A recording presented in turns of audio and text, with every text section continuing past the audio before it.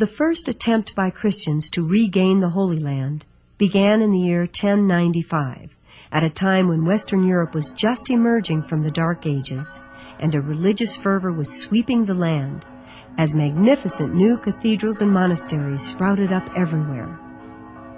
At this time, the Pope was asked by the Byzantine Emperor for his help in protecting the Christian citizens of Constantinople from the increasing attacks by Muslim Turks.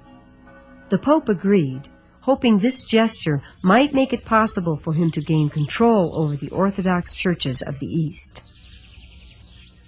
It was here in Clermont, France, that the Pope preached the First Crusade. He summoned all Christian warriors to arms, to help their fellow Christians in the East defend themselves from the Muslims, and to regain control of the Holy Land. For those who left their homes to join the crusade, the Pope offered a wonderful reward, the removal of all punishment for their sins, which opened up the pathway to heaven. The crusader depicted here was Robert, Duke of Normandy. He was the son of William the Conqueror, the Norman lord who became king after he conquered England in the year 1066.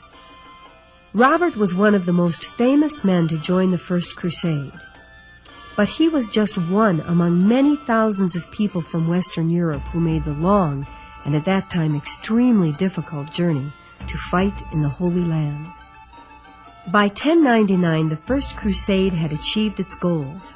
The Crusaders had taken the great fortress city of Antioch and had then gone on to capture Jerusalem, viciously slaughtering its citizens in the process. By 10 years after the First Crusade, 4 new states had been founded in the Near East.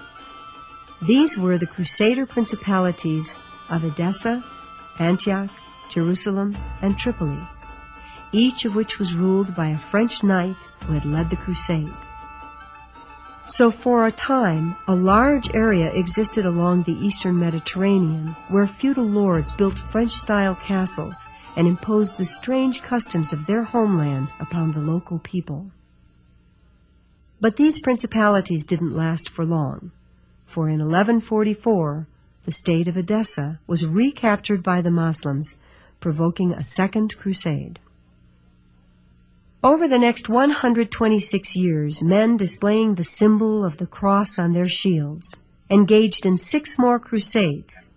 Most were unsuccessful, and in the end, the Muslims recaptured all their lost land, and the Christian settlements were wiped out. Strangely enough, the Fourth Crusade resulted in the deaths of large numbers of Orthodox Christians at the hands of the Catholic Crusaders. This occurred because the ruler of Venice, which at that time was a very powerful, independent trading kingdom, had worked out a deal to provide the Crusaders with extra boats and soldiers so they could capture Constantinople, the wealthiest city in the world.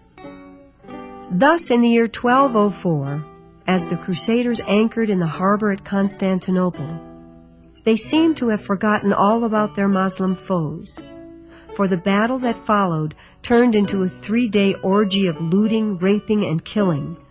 The Crusaders even smashed the altar of the sacred church of Santa Sofia and took the pieces home as souvenirs.